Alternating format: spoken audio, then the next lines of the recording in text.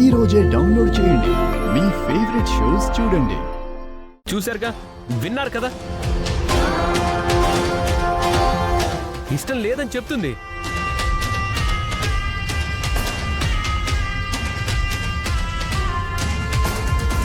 మీరు ఆగుతారా? ఈ పెళ్లి చేసుకోవడం నాకు ఇష్టమేనండి.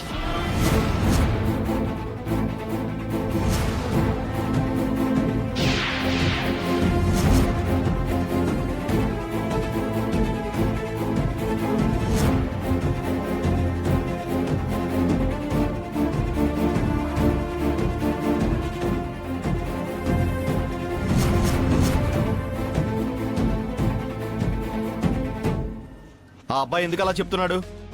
ఆయన అంతేనండి, అప్పుడప్పుడు ఇలా జోక్స్ వేస్తుంటారు.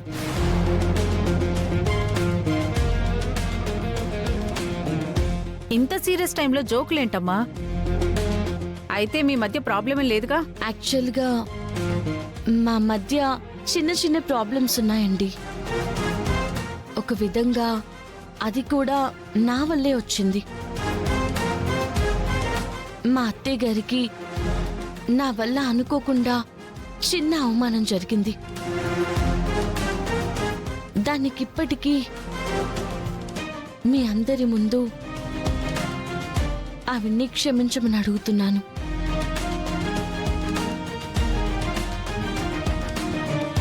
అత్తయ్య గారు, నన్ను క్షమించండి.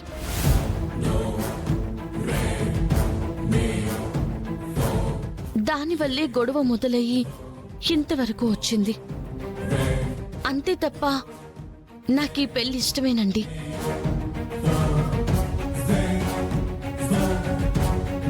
విన్నారుగా, ఇది ప్రాబ్లం. చూడండి సుమలత గారు, ఇలాంటి చిన్న చిన్న ప్రాబ్లమ్స్ అన్ని కుటుంబాల మధ్య కామనేనండి.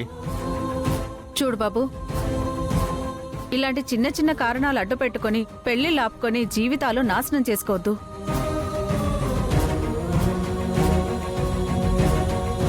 సుమలత గారు, వాళ్ళిద్దరికీ పెళ్లి చేసుకోవడం ఇష్టమే. ఆ అమ్మాయి వల్ల మీకు అవమానం జరిగిందని ఫీల్ అయితే ఆ అమ్మాయి క్షమాపణ చెప్పింది కదా, పెద్ద మనసు చేసుకుని వదిలేయండి.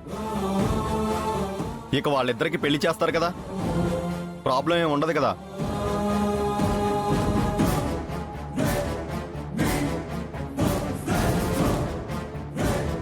ఇంకెందుకుంటుంది బాబు? ఒక పక్క చట్టాన్ని, మరొక పక్క మహిళా శక్తిని చూపించిందిగా. ఏదైనా తప్పు చేస్తే రిజల్ట్ ఏంటో మీరు క్లియర్గా చెప్తారుగా. ఈకెవరు తప్పులు చేస్తారు? అయినా మా కోడలే ఏరికోరి తెచ్చుకున్న సంబంధం ఇది.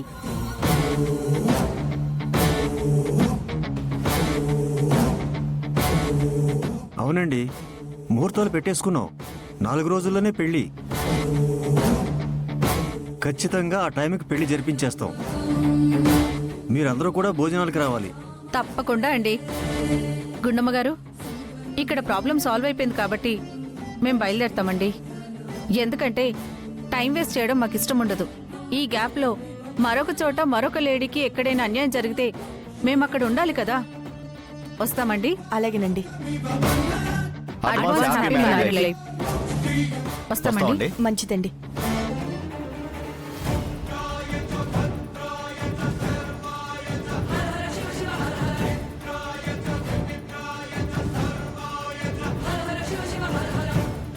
చూడు చరణ్, పల్లవి కారణంగా మీ అమ్మగారికి అవమానం జరిగిందని కోపంతోని నువ్విలా మాట్లాడావని నాకు అర్థమైంది.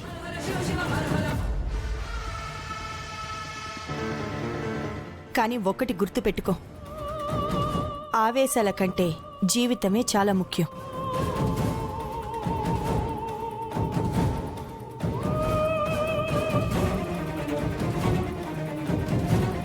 ఇక నీకు ఏ ప్రాబ్లం ఉండదు. పెద్దవాళ్ళు అనుకున్నట్టే 4 రోజుల్లో మీ పెళ్లి. హ్యాపీగా ఉండు.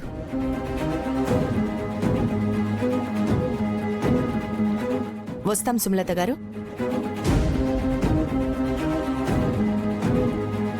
వెళ్ళొస్తాం బామ్మగారు. అలాగేనమ్మా. పదండి. వెళ్ళొస్తామండి.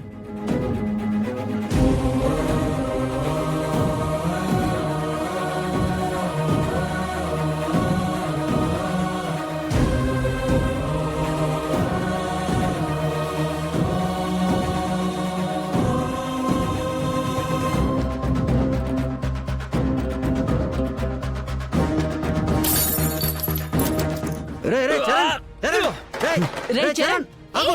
ఏంట్రా ఇది? చరణ్ ఏంట్రా? ఎందుకు ఇలా చేస్తున్నావు? నమ్మక ద్రోహం.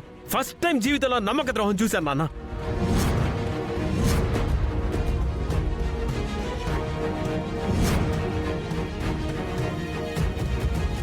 నమ్మక ద్రోహమా? ఎవర్రా నీకు నమ్మక ద్రోహం చేసింది? ఇంకెవరు? మీరందరూ నెత్తి మీద పెట్టుకుంటున్నారు కదా, మంచిది, ఉత్తమరాలు, గుణవంతురాలు అని. ఇదిగో ఇదే నమ్మించి నన్ను మోసం చేసింది.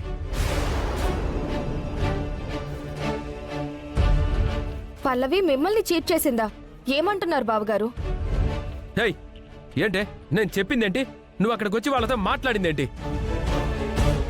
ఏంట్రా ఏం చెప్పావు దానికి? ఈ పెళ్లి చేసుకోవడం నాకు ఇష్టం లేదు, ఈ విషయం నేను అక్కడ చెప్పను, నువ్వే మీ అమ్మ వాళ్ళకి చెప్పు అని చెప్పాను. సరే అని ఇక్కడ తలాడించి అక్కడికొచ్చి నాకు ఇష్టం అని చెప్పింది. ఇంతకంటే నమ్మక ద్రోహం ఉంటుందా?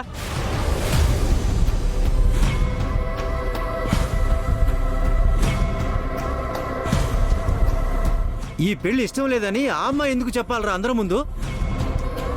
ఈ పెళ్లి చేసుకోవడం తనకిష్టమే. నీకిష్టం లేకపోతే ఆ మాట నువ్వు చెప్పాలి. ఆ మాట చెప్తే నిశ్చితార్థం అయిపోయి పెళ్లి ముహూర్తాలు కూడా పెట్టుకున్నారు. ఇప్పుడు ఇష్టం లేదంటే కుదరదు అంటున్నారు కదా. వాళ్ళు ఏమంటున్నారో విన్నారుగా. తీసుకెళ్లి అందరినీ అరెస్ట్ చేస్తా ఉంటున్నారు, మమ్మీని అరెస్ట్ చేస్తా ఉంటున్నారు. మీకిష్టం లేదన్న విషయాన్ని బయటికి చెప్తే మీ అమ్మగారిని అరెస్ట్ చేస్తారు అని చెప్పి భయంతో ఆగిపోయాను అంటున్నావు. నన్ను చెప్పమంటున్నావు.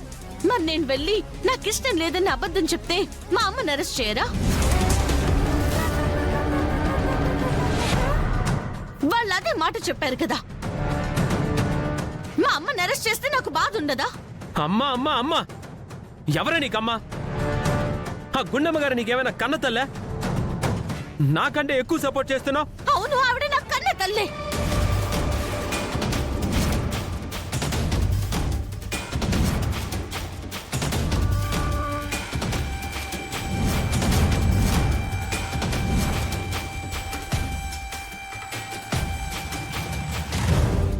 ఎవరు కాదన్నారు నా కన్న తల్లి కాదని? ఆవిడ నా కన్న తల్లే.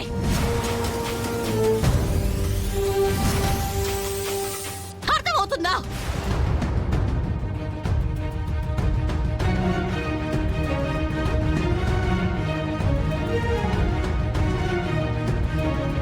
ఇదేంటిది ఇంత గట్టిగా గుండమ్మ నా తల్లి అని మాట్లాడుతుంది? నిజం చెప్పను అని మాట ఇచ్చిందిగా, ఇప్పుడు ఆవేశంలో ఓపెన్ అయిపోతుందా?